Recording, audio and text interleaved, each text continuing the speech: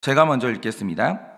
다리오 왕 제2년 11째 달 곧 스바롯 24일에 이또의 손자 베레가의 아들 선지자 스가랴에게 여호와의 말씀이 임하니라. 내가 밤에 보니 한 사람이 붉은 말을 타고 골짜기 속 화석류 나무 사이에 섰고 그 뒤에는 붉은 말과 자줏빛 말과 백마가 있기로 내가 말하되 주여 이들이 무엇이니까 하니 내게 말하는 천사가 내게 이르되 이들이 무엇인지 내가 내게 보이리라 하니 화석류 나무 사이에 선자가 대답하여 이르되 이는 여호와께서 땅에 두루 다니라고 보내신 자들이니라. 그들이 화석류 나무 사이에 선 여호와의 천사에게 말하되 우리가 땅에 두루 다녀보니 온 땅이 편하고 조용하더이다 하더라. 여호와의 천사가 대답하여 이르되 만군의 여호와여 여호와께서 언제까지 예루살렘과 유다 성읍들을 불쌍히 여기지 아니하려 하시나이까. 이를 노하신 지 70년이 되었나이다 하매 여호와께서 내게 말하는 천사에게 선한 말씀, 위로하는 말씀으로 대답하시더라. 내게 말하는 천사가 내게 이르되 너는 외쳐 이르기를 만군의 여호와의 말씀에 내가 예루살렘을 위하여 시온을 위하여 크게 질투하며 아니란 여러 나라들 때문에 심히 진노하나니 나는 조금 노하였거늘 그들은 힘을 내어 고난을 더하였음이더라. 그러므로 여호와가 이처럼 말하노라. 내가 불쌍히 여김으로 예루살렘에 도와왔은즉 내 집이 그 가운데에 건축되리니 예루살렘 위에 먹줄이 쳐지리라. 만군의 여호와의 말이니라. 그가 다시 외쳐 이르기를 만군의 여호와의 말씀에 나의 성읍들이 넘치도록 다시 풍부할 것이라. 여호와가 다시 시온을 위로하며 다시 예루살렘을 택하리라 하니라. 내가 눈을 들어본즉 내게 뿔이 보이기로 이에 내가 내게 말하는 천사에게 묻되 이들은 무엇이니이까 하니 내게 대답하되 이들은 유다와 이스라엘과 예루살렘을 흩어뜨린 뿔이니라. 그때 여호와께서 대장장이 4명을 내게 보이시기로 다 같이 읽겠습니다. 내가 말하되 그들이 무엇을 하러 왔나이까 하니 대답하여 이르시되 그 뿔들이 유다를 흩뜨려서 사람들을 능히 머리를 들지 못하게 하니 이 대장장이들이 와서 그것들을 두렵게 하고 이전에 뿔들을 들어 유다 땅을 흩뜨린 여러 나라의 뿔들을 떨어뜨리려 하느니라 하시더라. 아멘. 기도하겠습니다. 주님, 오늘도 이 아침에 주님께서 우리에게 들려주시는 귀한 스가랴서의 말씀을 듣습니다. 하나님, 이 말씀을 통하여서 우리는 왜 우리 삶이 무너지고 또 왜 하나님께서 우리 삶에 그것들을 허락하시는지, 그래서 우리 삶은 무엇을 향하여 나가야 되는지 오늘도 귀한 말씀 듣고자 합니다. 주여, 말씀하실 때 잘 듣게 하여 주시고 하나님, 들을 때 내 현재 이유가 해석될 수 있도록 은혜를 허락하여 주시옵소서. 믿사오며 살아계신 예수님 이름 받들어 기도드립니다. 아멘. 네, 어제 우리 한재환 전사님이 스가랴서에 대해서 간략하게 말씀을 해주셔서 다들 이 말씀의 배경이 뭔지는 이제 좀 아셨으리라 생각을 합니다. 그런데 제가 오늘 나누려고 하는 메시지와 관련해서 잠시 설명해야 되는 또 다른 배경이 있기 때문에 어제에 이어서 오늘도 이 말씀의 배경을 좀 간단하게 설명을 해야 될 것 같습니다. 어제 한재환 전사님이 잘 설명을 해주신 것처럼 북이스라엘이 기원전 722년에 아수르에 의해서 완전히 멸망을 합니다. 그리고 남유다는 586년에 바벨론에 의해서 멸망을 하게 되죠. 그리고 포로가 된 백성들이 오늘 말씀 12절이 기록하는 것처럼 70년 동안 사로잡힌 포로 생활하면서 하나님의 진노라는 게 얼마나 무서운지를 그 긴 세월 동안 몸으로 경험을 하게 됩니다. 그런데 여러분들도 한번 생각을 해보세요. 독일의 나치 포로들이 그랬고 에스겔서에 나오는 유대인 포로들이 이제 그랬는데 처음 우리가 1, 2년 정도는요 우리가 해방될 수 있다 이런 소망을 가지고 버틸 수 있어요. 뭐 가족이 이제 병들었다 그럼 1, 2년 정도는 얼마든지 이제 아름답게 섬길 수 있죠. 그리고 유대인들은 그 소망을 가지고 버티는 시간이 좀 더 길었는데 예를 들어서 에스겔서를 보면 에스겔이 포로로 끌려갔던 나이가 26살입니다. 그런데 이 당시 포로로 끌려갔던 유대인들의 생각이 뭐였냐? 지금 우리나라에 하나님의 임재를 상징하는 저 성전이 우뚝 서 있는데 저 성전이 서 있다는 것은 하나님이 아직도 우리를 버리지 않았다라는 뜻이라는 거예요. 저 성전이 서 있는 한 우리 땅에 하나님이 계시다는 거예요. 그래서 하나님이 잠깐 우리를 징벌하려고 떼기는 하지만 우리는 곧 해방될 것이다 이런 생각을 했다라는 거죠. 그런데 그 시간이 얼마나 길어지냐? 26살에 에스겔이 26살에 사로잡혀 갔는데 에스겔이 37살 때까지 거기 머물러 있습니다. 그리고 37세 되던 해에 충격적인 소식을 듣게 되는데 바벨론에 의해서 예루살렘 성전이 완전히 무너졌다라는 거예요. 파괴가 됐다라는 거죠. 하나님의 임재를 상징했던 저것만 있으면 저게 서 있으니 하나님이 지금 우리 땅에 버티고 계시는데 저것만 있으면, 하나님만 계시면 우린 곧 해방된다, 이러고 있었는데 하나님의 임재를 상징하는 예루살렘 성전이 완전히 무너진 거예요. 그러자 유대인 포로들 마음 안에서는요, 내가 해방될 수 있다는 소망이 와르르 무너져 내리기 시작해. 와르르. 그러니까 어떤 친일파가 말했던 것처럼 사람들이 처음에 나라를 뺏겼을 때는요, 짧게는 2년 혹은 10년 동안은 이 상황에 대한 저항도 하고 회복할 수 있다는 마음의 소망도 다 품습니다. 그런데 김병에 효자가 없어요. 소망이 무너지면 그렇게 되는 거예요. 포로 생활에 30년 넘어가고 40년 넘어가니까 일어난 일이 뭐냐? 나는 죽지 않았는데 내 안에 있는 소망이 다 무너졌습니다. 다.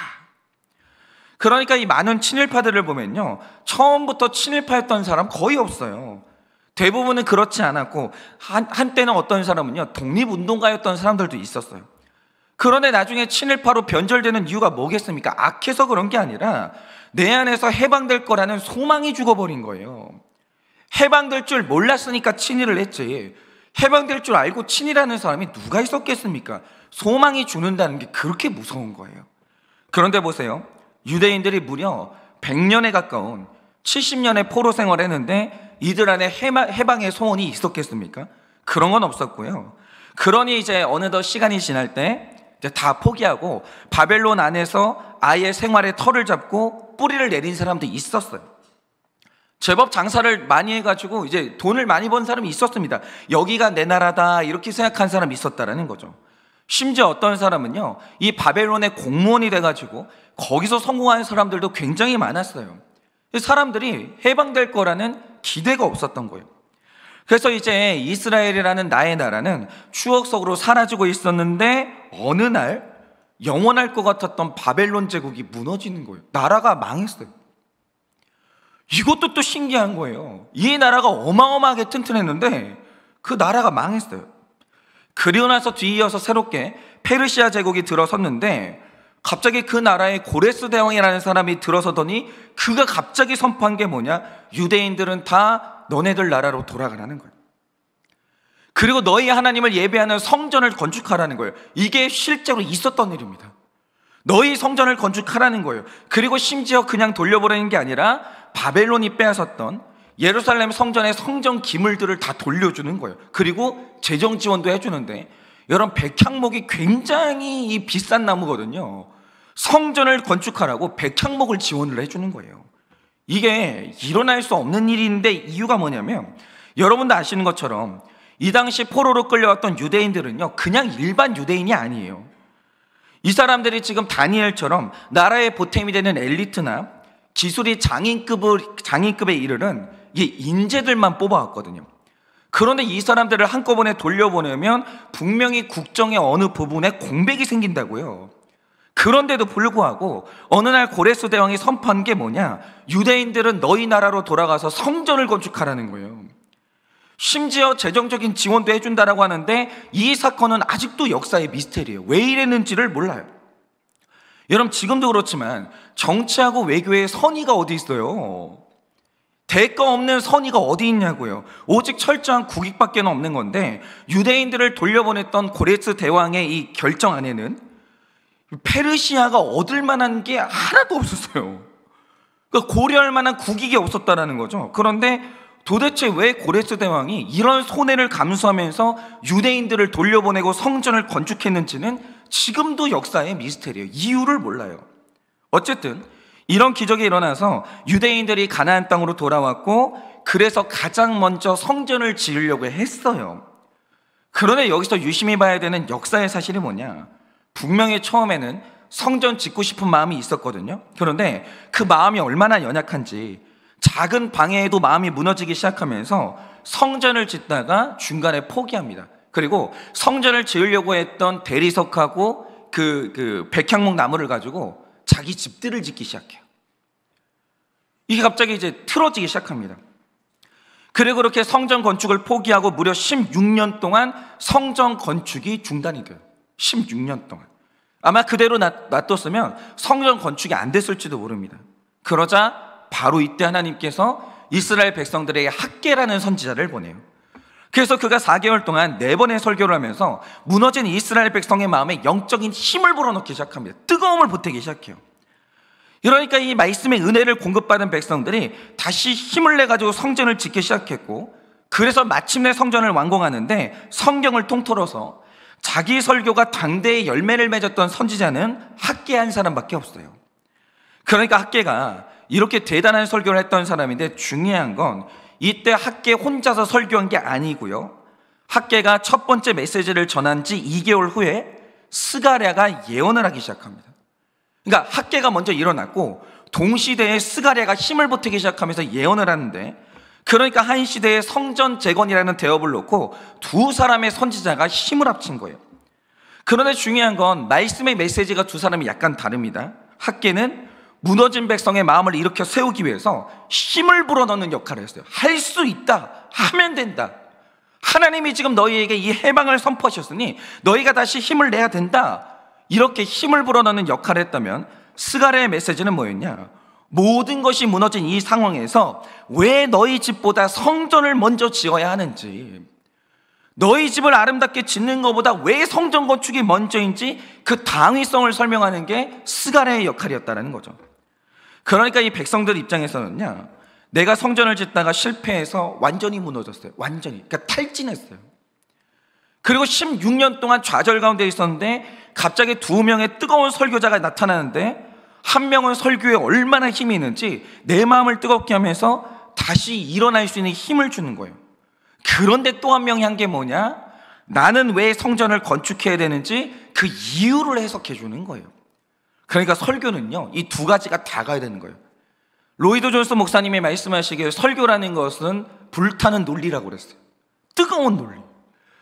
하나님 말씀을 가진 사람은 차가우면 안 돼요. 불타야 돼요. 뜨거워야 됩니다. 그런데 중요한 건 뭐냐? 논리가 있어야 돼요. 왜냐는 질문에 대해서 해명을 해줘야 되는 거예요. 왜 성전을 지어야 되는데요?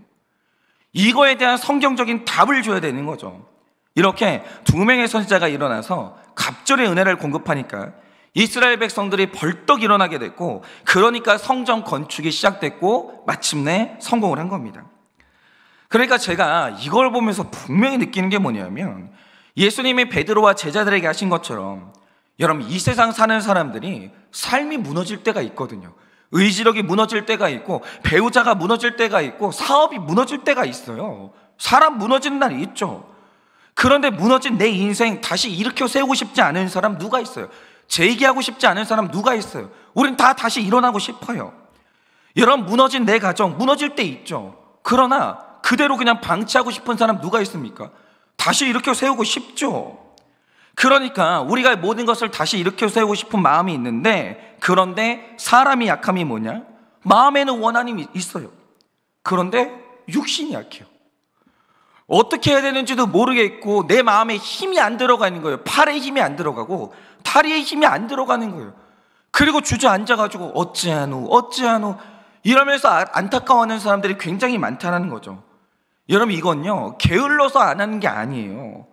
연약해서 못하는 게 있는 거예요. 안 되는 게 있는 거예요.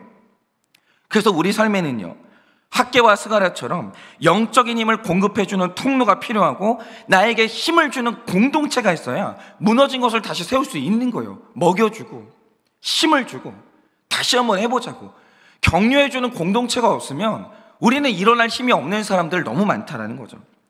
그런데 오늘 말씀에서 중요한 건 이겁니다. 일단 학개는 뒤로 하고, 지금 우리에게 중요한 건 스가랴의 메시지인데, 스가랴는 말하길 너희가 너희 집을 건설하는 것보다 성전을 건축하는 게 먼저야, 이런 말을 했다라는 거죠. 그러면 이 말을 사이비 이단들이 말하는 것처럼 당신 재산, 당신 인생 다 교회에 바쳐라, 이런 식으로 듣지 마시고, 스가랴 선지자는요, 선한 목자예요. 그런데 모든 것이 무너진 상황에서 성전을 먼저 지어라, 이 말 뜻이 뭐겠어요? 오늘 말씀은 이게 중요해요. 왜 내가 성전을 먼저 지어야 되는가? 우리가 이걸 봐야 되는데, 자, 여러분이 오늘 말씀을 한번 보시자 이거죠. 여러분이 7절 말씀을 보시면 이 말씀이 쓰여진 시기가 다리오 왕 제2년 11째 달, 곧 스바월 24일이라고 합니다. 그러니까 이스라엘 백성을 해방했던 고레스 대왕이 죽고 다음 왕인 다리오 왕 제2년에 여호와의 말씀이 임했어요. 이게 뭐냐면 성전 건축이 중단된 지 16년째에 임한 말씀이라는 거예요. 그런데 이 말씀을 보면요, 갑자기 스가랴가 사람의 육안으로는, 가시적인 세계로는 절대로 볼 수가 없는 영적인 광경 하나를 펼쳐 보여주는 거예요. 그런데 그 광경이 뭡니까? 장차 이스라엘을 고통스럽게 했던 그 나라들이 하나님이 하나하나 차례대로 징계를 하기 시작하는데, 이 말씀은 실현이 됐습니다. 예를 들어서 그 대단했던 아수르 흔적도 없이 사라졌습니다. 바벨론이요, 어디 있어요? 바벨론이 사라졌죠. 페르시아 제국 대단했죠. 그 나라가 지금 어디 있어요? 없죠. 제국이 어디 있어요? 다 가난한 나라들이 됐어요. 그런데 오늘 스가랴가 말하는 게 뭐냐? 8절을 보면 내가 밤에 보니 라는 말로 시작하는데, 한 사람이 붉은 말을 타고 골짜기 속 화석류 나무 사이에 서 있는 거예요. 말을 타고. 그리고 그 뒤를 보니까 붉은 말과 자줏빛 말과 백마가 서 있는 거예요. 그런데 이 군대가 누구냐? 하나님의 명을 받아서 이스라엘을 괴롭게 한 나라들을 정탐하는 존재들이고, 그 후에 20절을 보면 대장장이 4명이 나타납니다. 이들이 강력한 제국들의 뿔을 망치로 쳐가지고 그 뿔을 다 부셔버린 다음에 고개를 들지 못하게 하는 천사들이에요. 이들이 나타나요. 각 나라를 정탐하는 천사들이 있고, 그 나라의 뿔을 쳐가지고 다시는 고개를 들지 못하게 하는 천사들이 있다는 거죠. 그게 20절, 21절 말씀이에요. 그런데 이게 뭐냐면, 이 말씀이 영적인 세계를 아는 자와 모르는 자의 결정적인 차이를 말해주거든요. 이게 무슨 뜻이냐? 이전까지 스가랴는 역사를 볼 때 가시적으로 일어나는 현상만 봤어요. 눈에 보이는 현상만. 아수르가 무너지네, 바벨론이 무너지네, 페르시아가 무너지네. 그런데 그 과정에서 칼과 칼이 부딪히고 피가 솟아오르면서 신처럼 보였던 왕들의 목이 잘려져 나가는 거예요. 이 나라가 강해서 이겼나? 저 나라가 강해서 이겼나? 역사의 주인이 계속 바뀌는 거예요. 그런 것만 보이는 거죠. 그런데 영안이 열려가지고 실상을 보니까 그 일이 그냥 일어난 일, 힘센 놈이 이기는 일, 이게 아니라 일어나는 모든 사건 배후에는 인격적인 영적인 이유가 있더라는 거예요. 모든 일은 영적인 일이에요. 영적인 일이 있더라는 거죠. 이 세상에 일어나는 모든 일은 재수가 좋아서 혹은 재수가 없어서 이유도 없이 일어나는 일이 아니더라는 거예요. 완벽한 힘의 논리, 그게 아니라는 거예요. 힘센 놈이 이긴다, 이게 아니고, 세상을 완벽히 통제하시는 하나님이 어떨 때는 이 사람을 세우기도 하고, 어떨 때는 저 사람을 세우기도 하고, 하나님이 원하실 때는 이 사람을 패하기도 하고, 그러면서 모든 일어나는 일에는 하나님이 하시는 인격적인 이유가 있더라는 거예요. 인격적인 이유가. 그래서 이 모든 일들이 일어나더라는 거죠. 그냥 일어나는 일이 아니더라는 거예요. 그러니까 이게 얼마나 중요하냐. 여러분이 사람이 살다 보면 수많은 사건들이 일어나는데, 여기서 영적인 눈을 뜨고 사는 사람하고 영적인 눈을 감고 사는 사람 사이에는 어마어마한 차이가 발생하는 거예요. 어마어마한 차이. 예를 들어서 지난 월드컵에서 우승한 아르헨티나와 북한의 축구 선수들이 이 경기를 한다고 하죠. 그러면 상식적으로 볼 때 북한이 이길 가능성이 있습니까? 그냥 딱 말씀드릴게요. 그런 가능성은 없어요. 없어요. 그러니까 서로가 축구 선수가 되기 위해서 치렀던 경쟁이 다르고, 축구에 투자하는 돈이 다르고, 쏟는 노력과 시간이 다른데 어떻게 북한이 이겨요? 먹는 게 다른데 먹는 게 어떻게 이기냐고요. 그거는 불가능해요. 그런데 보세요. 게임이 안 되잖아요. 아르헨티나 선수들은 월드컵에서 우승한 팀이에요. 북한은 진짜 변방 중에 변방이에요. 둘이 싸워서 축구를 해가지고 축구를 경기를 하면 이길 가능성이 없죠. 그런데 조건 딱 하나 바꿔볼게요. 아르헨티나 선수들이 눈을 다 감고 경기를 한다고 하죠. 그러면 이런 조건에서도 아르헨티나 선수들은 열심히 경기할 거예요. 최선 다해요. 그러나 아무리 그래도 인류 선수라도, 그 사람이 연봉을 한 해 막 1,000억을 받는다 할지라도 눈을 감은 인류 선수는 눈 뜨고 경기하는 삼류 선수를 죽어도 못 이겨요. 죽어도. 눈을 감고 산다는 게 이런 거예요. 눈이 안 보이는 장애인들이요, 얼마나 불편한지 아십니까? 아무것도 못해요. 아무것도. 눈을 감은 인류 선수는 눈 뜨고 경기하는 삼류 선수 이길 수가 없는 거예요. 마찬가지로 영적인 세계가 있는 줄도 모르고 사는 사람들은요, 눈 감고 인생 사는 사람하고 똑같은 거예요. 다들 열심히 살죠. 다 치밀하게 미래를 계획하죠. 열심히 저축해요. 뭐든지 최선을 다합니다. 그런데 문제는 고난이 오고 사건이 일어났을 때 영적인 눈이 감겨 있으면 이 사건이 왜 왔는지 알 길이 없는 거예요. 다 하나님이 하시는 일이거든요. 오늘 말씀이 말하는 가장 중요한 메시지가 이거예요. 이 땅에 일어나는 모든 사건들은 영적인 배후가 있고 인격적인 이유가 있다는 거예요. 모든 일어나는 사건들은 이유가 있어요. 원인이 있어요. 다 영적인 데서 비롯되는 거예요. 그런데 고난이 옵니다. 사건이 일어납니다. 영적인 문제거든요. 이유가 있거든요. 그런데 영적인 눈이 감겨 있으면 이 사건이 왜 왔는지 알 길이 없는 거예요. 이상하다. 열심히 살았는데. 이상하다. 내가 내 자식 이렇게 키우지를 않았는데. 내가 얼마나 사랑하고 얼마나 투자를 했는데 왜 이런 일이 일어나나.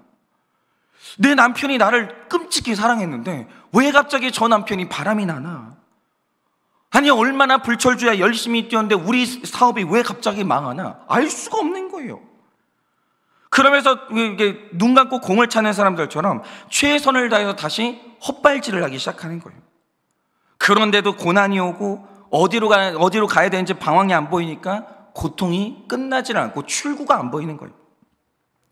그러나 영적인데 눈을 뜬 사람들은요, 사건이 생길 때 알아요. 이게 우연이 아니에요. 그러니까 이게 사건들이요, 우연이라고 생각하는 사람하고 우연이 아니라고 생각하는 사람은 아예 달라요. 아예 다르다고요. 이건 우연이 아니에요. 지금 이 사건의 배후에 인격적인 하나님이 있고 그 하나님이 이 사건을 통해서 나에게 하실 말씀이 있다는 걸 아는 거예요. 무슨 말씀을 하시려고 그러나, 뭘 하시려고 그러나. 정말 말씀을요 가볍게 들으시면 큰일 나는데요, 말씀에 선포하는 바 내 삶에서 참새 한 마리가 땅에 떨어지는 것도 하나님이 허락하신 이유가 있는 인격적인 사건이라고요. 인격적인 사건이에요. 그러니까 저희 교회에 제가 참 아끼는 청년이 하나 있는데, 이 청년이 제일 잘하는 게 뭐냐면 그 질문을 그렇게 잘해요. 어떤 일이 딱 생기잖아요. 전화를 해요. 목사님, 이 사건이 왜 왔을까요? 분명히 하나님이 나한테 무슨 말씀을 하시는 것 같은데 이 사건은 왜 왔을까요? 질문을 그렇게 잘해요. 왜냐는 질문을 그렇게 잘 던져요. 그러니까 이 청년이 힘든 일이 생길 때마다 타고 넘어가요. 언제나 극복을 해내요. 왜? 하나님께 물으니까. 모든 답은 하나님께 있으니까 그분에게 물을 때 답이 얻어지는 거예요. 모든 것에는 이유가 있고요, 목적이 있다고요. 고난은요 재수가 없어서 오는 사건이 아니에요. 이유가 있습니다. 목적이 있어요. 그래서 고난이 왔을 때 지혜로운 사람이 할 수 있는 가장 영적인 행동이 있어요. 그게 뭐냐? 하나님 말씀 앞에 서고 기도의 자리로 가고 공동체로 가가지고 하나님께 왜냐고 물어보는 거예요. 그래서 여러분이 스가랴서의 썸네일을 보시면 이번에 스가랴 말씀 타이틀이 왜라고 붙였거든요. 이게 뭐냐면 우리가 고난을 만났을 때 할 수 있는 가장 영적인 언어가 있어요. 그게 뭐냐? 왜냐라는 거예요. 주님, 왜입니까? 왜냐라는 질문만큼 영적인 말이 없고 바로 여기에서 모든 고난의 해석을 얻게 되는 열쇠가 주어지는 거예요. 왜입니까? 왜일까요? 그러면 한번 생각을 해보세요. 스가랴가 영적인 눈을 떴을 때 가장 먼저 했던 질문이 뭐겠습니까? 모든 사건의 배후에는 하나님이 계시네. 아수르가 무너진 것도, 바벨론이 무너지는 것도, 페르시아가 일어난 것도 전부 다 이제 하나님이 하신 일이네. 그때 스가랴 안에서 한 가지 질문이 생기는 거죠. 하나님, 그럼 내 나라 이스라엘은 왜 무너졌습니까? 하나님, 성전은 왜 무너뜨리셨습니까? 이 질문이 생기는 거예요. 그게 어제 말씀이에요. 그게 어제 말씀. 그래서 스가랴서 1장 2절을 보면 하나님이 스가랴서 전체를 통틀어서 가장 중요한 해석 하나를 주시는데 그게 뭐냐? 2절을 보면 이렇게 말씀하십니다. 주님, 왜 우리나라가 망했습니까? 왜 성전이 무너졌습니까? 질문을 하자 2절에 하나님이 하시는 말씀이 뭐냐? 여호와가 너희 조상들에게 심히 진노하였느니라 이러세요. 여러분, 이 말씀이 지금 얼마나 중요한지 아시겠어요? 그러면 이 말씀이 뭐냐? 들어보세요. 한 접시에 두 덩이의 고기가 있습니다. 한쪽은 깨끗한 고기고 한쪽은 썩어가지고 곰팡이도 피고 이 구더기가 생겼어요. 그럼 하나 제가 여쭤볼게요. 자, 깨끗한 고기가 있고 더러운 고기가 있잖아요. 그러면 한쪽 고기의 깨끗함이 썩어진 고기에게 전염이 돼가지고 썩은 것이 깨끗함이 될 수 있습니까? 그러니까 깨끗함이 전염될 수 있냐 이거예요. 그런 일은 하늘이 두 쪽 나도 없어요. 그런 현상이 일어나는 경우가 하나라도 있으면 저한테 한번 좀 가져와 보세요. 여러분, 깨끗함이 전염되는 일이 있어요? 썩어 있는데 깨끗한 고기를 붙여놓으니까 깨끗해지냐고요. 그런 일은 없어요. 그러니까 깨끗함이 전염된다는 개념 자체가 불가능하기 때문에 깨끗함은 노력해야 되는 거고 관리해야 돼요. 그런데 이상하죠. 고기의 더러움과 질병은 깨끗한 쪽으로 늘 전염이 돼요. 그러니까 깨끗한 건 전염이 안 되는데 더러운 건 전염이 돼요. 마찬가지로 우리가 자녀들을 키워보면 정말 이상한 게 뭐냐? 나의 깨끗함과 훌륭함과 거룩함은 전염이 안 돼요. 그게 안 돼요. 여러분, 우리 인격 안에서 좋은 것들은 전염되는 게 아니고 반복적으로 가르쳐야 돼요. 반복적으로 끊임없이 얘기해야 돼요. 씻어라, 정리해라, 이런 말이 전염돼요? 아니에요. 무조건 반복적으로 가르쳐야 돼요. 훈련시켜야 되고 불철주야 관리해야 됩니다. 그런데 정말 신기한 게 뭐냐? 부모님들 중에 대놓고 애들 앞에서 담배 피는 사람 누가 있어요? 애들 앞에서 대놓고 술 주정하는 사람 누가 있어요? 자기 인생에 수치스럽고 자기 인생의 모든 치명적인 단점들 있잖아요. 애들 앞에서 미친 듯이 숨깁니다. 숨기고 또 숨겨요. 아니, 나쁜 거 가르치는 사람이 누가 있어요? 애들한테 착하게 살아라, 선생님 말씀 잘 들어라, 좋은 거 가르치죠. 심지어 나를 닮지 말라고 그렇게 애를 쓰는데 내 죄와 내 쓴뿌리는 자녀에게 전염돼요. 그게 너무 이상한 거예요. 숨겼거든요. 안 그러려고 노력했거든요. 아빠 닮지 말라고 그렇게 가르쳤거든요. 근데 전염돼요. 이상해요. 그래서 제가 지금 몇 주째 줄기차게 말씀드리는 게 뭡니까? 전가의 원리가 있다고요. 저도 있잖아요. 이게 속이 터져버릴 것 같아요. 여러분, 전가의 원리가 있다고요. 있어요. 이건 누구도 만유인력의 법칙에서 벗어날 수 없듯이 전가의 원리는 하나님이 정하신 법이기 때문에 누구도 전가의 원리에서 못 벗어나요. 아니, 내가 그런 게 어디 있어 부정한다고 되는 일이 아니라니까요. 전가의 원리가 있고 하나님이 만드신 원리인데 아무도 못 빠져나가요. 그러니까 부모 안에 더러운 죄가 존재하는 한 자녀에게 전염된다고요. 전염돼요. 아무도 못 벗어나요. 아무도. 그러는 이건요, 아무리 숨기고 회피를 해봐도 막을 수가 없는 거예요. 숨어서 죄를 지어봐요. 애가 어느 날 그 죄를 똑같이 하고 있는데 내가 이 죄를 왜 짓고 있는지 애들은 몰라요. 이상하다, 내가 왜 술이 땡기지? 이상하다, 내가 자꾸 왜 음란이 생기지? 애들은 몰라요. 이유가 뭐냐? 오늘 말씀이 말하는 게 뭐냐면 부모의 죄는 전염된다고요. 전가가 돼요. 여러분, 이건 영적인 일이기 때문에 내게 있는 죄는 반드시 이 자녀에게 전염이 되는데 오늘 우리 삶에 이런 일이 일어나는 이유가 뭐냐? 조상 때부터 끝없이 전염되고 있는 그 죄가 원인이라고요. 조상들이 죄에 대해서 무지한 거예요. 오늘 우리가 내 죄에 대한 심각성이 전혀 없는 거예요. 이게 반드시 전염된다는 것도 우습게 생각하고 이게 언젠가 내 자녀의 인생에 파괴적인 이 결과를 불러온다는 걸 너무 가벼워요. 그러니까 제가 그게 속이 터지는 거예요. 여러분, 교회는요, 부모의 회개가 1번이에요. 체면? 그런 게 어디 있어요? 내 자녀의 미래가 달렸는데 체면이 어디 있어요? 수치심이 어디 있고. 무조건 교회는 부모들이 와가지고, 특히 아버지들이 와가지고 가슴을 치고 내 죄를 해결해야 돼요. 왜냐? 이거는 막아봐도 소용이 없는데 내 안에 존재하는 더러운 것들은 전염이 된다고요, 자녀들한테. 그러니까 1장 4절에서 하시는 말씀이 뭐였습니까? 내가 너희 조상들을 본받지 말라고 그렇게 외쳤는데 그들이 듣지 아니했다라는 거예요. 조상들 있잖아요. 자기 안에 있는 죄를 우습게 여겼다는 거예요. 이게 뭐가 죄냐고. 아니, 말씀이 꾸짖는데 그걸 우습게 여기는 거예요. 이게 뭐가 죄냐고. 아니, 교회에서 그 알코올 중독이라고 말하면 들어야 될 거 아니에요. 나는 언제든지 술 끊을 수 있다라고. 그러면서 결국에는 자녀들에게 술병을 물려주고야 말아요. 정말 그게 너무 답답해요. 여러분, 하나님이 만드신 법이 얼마나 엄격한 줄 아세요? 죄는 내 자녀의 삶을 파괴해요. 사람이 구원받지 못하는 이유는 무식해서가 아니에요. 죄를 지어서예요. 근데 내 자녀의 인생에 죄가 깨끗하게 끊어지려면, 이 가게에 흐르는 저주가 끊어지려면 방법 하나밖에 없어요. 조상이 회개해야 된다고요. 부모가 회개해야 된다고요. 그러니까 제가 목회를 하면서 너무 답답한 게 뭐냐면, 자 보세요. 헤겔이 미네르바의 부엉이라는 말을 했거든요. 근데 여기에서 미네르바가 지혜의 신이에요. 그런데 이 미네르바의 특징이 뭐냐? 언제나 부엉이처럼 밤에 날아올라요. 이게 무슨 뜻이냐? 제가 계속 외치는 바, 전가의 원리가 모두에게 작동되고 있으니 부모님들은 회개해야 된다, 회개가 제일 중요하다 계속 말하거든요. 자기 죄를 봐야 된다, 인생에서 제일 중요한 문제가 죄의 문제다, 먹고 사는 문제가 아니다, 이거 계속 얘기하거든요.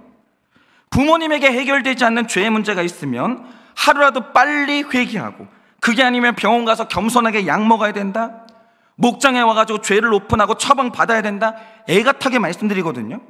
그러면 미네르바의 부엉이가 밤이 오기 전에, 문제가 생기기 전에 낮에 날아오르는데 그게 지혜라고요. 문제가 생기기 전에 미리미리 회개하고 미리미리 처방받으면서 미리미리 예방하는 것, 그게 최고의 지혜라고요. 낮에 날아올라야죠. 왜 밤이 올 때까지 기다려요? 그런데 98%의 사람들의 문제가 뭐냐? 장차 고난이 온다라고 할 때 콧방귀를 껴요. 홍수가 온대, 비가 온대, 그냥 비웃는 거예요. 듣지도 않다가, 문제는 뭐냐? 비가 와가지고 발목에 차오르고 허리에 차오르고 목까지 차오르면 그때 잘못했대요.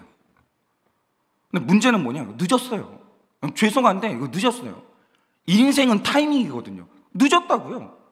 우리는 항상 이래요. 문제가 다 터지고 더 이상 숨길 수가 없게 되고 혼자 해결할 수 없는 최악의 상태까지 왔을 때 그때 말씀이 들려요. 문제 다 터졌을 때 그때 목장 와요. 그때 병원 간대요. 그때서야 순종하는데, 이게 뭐냐? 미네르바의 부엉이가 밤이 돼야 날아오르는 이 어리석음이 바로 그거라고요. 꼭 왜? 밤이 돼야 지혜가 발동되냐고요. 왜 문제가 다 터진 다음에 절망 가운데 들어갔을 때 왜 그때서야 잘못했다고 말하냐고요. 왜? 평소에는 판판에 하나님 말씀 무시하다가 왜 문제가 터져가지고 다 죽게 생겼을 때 왜 그때 와가지고 엎드리냐고요. 매번. 왜 깊은 밤이 와야 지혜의 부엉이가 날아오르냐고요. 왜? 그러니 여러분, 최고의 지혜가 뭡니까? 1장 5절을 보면 이런 말씀이 있습니다. 너희 조상이 어디 있느냐? 또 선지자들이 영원히 살겠느냐? 죄를 보라고 말해주는 선지자는 영원히 내 곁에 있는 게 아니에요. 하나님이요, 날마다 말씀하시는 게 아니라고요. 그게 뭐냐? 순종은 타이밍이 있어요. 순종은 타이밍이 있다고요. 순종이라는 게요, 늦는 때가 있어요. 꼭 일이 다 터지고 우리 자녀들이 70년 포로 생활을 다 채워야 그때 회개를 해야 직성이 풀리냐, 이거예요. 그러니까 제가 어떤 분들을 보면 맨날 그래요. 왜 이놈의 교회는 그냥 맨날 죄만 보라고 하냐, 이거예요. 왜 나는 죄가 안 보이는데 쥐어 짜야 되냐, 이러는 거예요. 맞아요. 쥐어 짜시라고요. 쥐어 짜세요. 내 죄가 안 보이면 목장에서 남의 죄라도 보면서 배우기라도 하시라고요. 그리고 이게 적용 숙제 드리면 와닿지 않는다, 이런 말 좀, 교만한 말 좀 하지 마시고, 구레네 시몬이 억지로 십자가 졌다가 구원받았듯이 억지로 하세요. 아무 일 없을 때 하시라고요. 아무 일 없을 때 죄를 보시라고요. 아무 일 없을 때 회개하시라고요. 아무 일 없을 때. 왜? 일이 터진 다음에 해야 되냐고요. 왜 우리 안에 있는 지혜라는 이 미네르바는 왜 부엉이처럼 밤에만 날아오르냐고요. 낮에 하면 안 돼요. 여러분, 회개를 미리 하면 그거 덧나는 거예요. 평소에 하면 덧납니까? 그게 제일 미련한 거예요. 일 터지고 적용하는 게 아니라 예방하는, 적용하면 안 되냐고요. 그래서 이 스가랴서를 통해서 하나님이 하시는 말씀이 뭐냐? 너희는 너희 조상을 제발 본받지 말라는 거예요. 제발. 이 미네르바의 부엉이가 돼서 밤에 날지 말고 미네르바의 비둘기가 되어가지고 낮에 좀 날으라는 거예요. 낮에. 아무 일 없을 때, 평안할 때. 그때 미리미리 말씀 보고 미리미리 적용하고 미리미리 이 겸손하게 살면 안 되냐라는 거예요.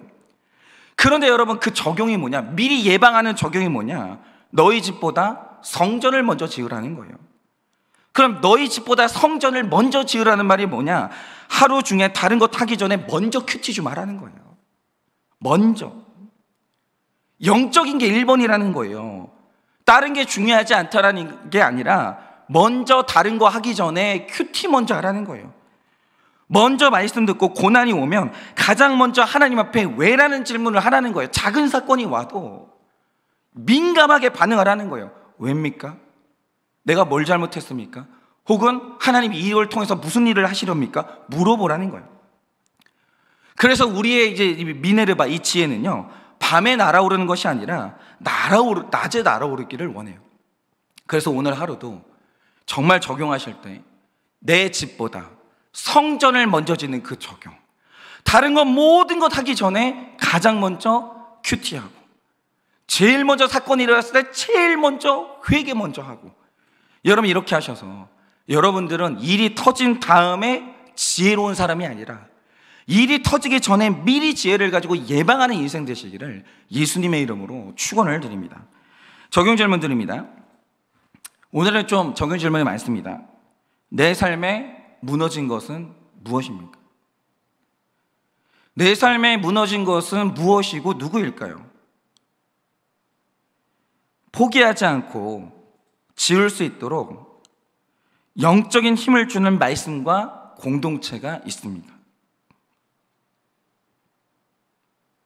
포기하지 않고 지을 수 있도록 영적인 힘을 주는 말씀과 공동체가 있으십니까? 모든 문제의 원인이 인격적인 하나님임을 믿습니까? 모든 문제의 원인이 인격적인 하나님인 것을 믿으십니까? 내가 자녀에게 전염시키는 죄는 무엇이고 늦지 않게 해야 할 회개는 무엇입니까? 내가 자녀에게 전염시키는 죄는 무엇이고 늦지 않게 해야 할 회개는 무엇입니까? 그리고 마지막 질문은 우리 목자님들 듣는 실력이 어느 정도인지 좀 제가 보려고 드리는 질문인데, 나의 미네르바는 부엉입니까? 비둘기입니까? 이거 무슨 뜻인지 아셔야 돼요. 오늘 설교 들으셨으면. 나의 미네르바는 그 부엉입니까? 비둘기입니까?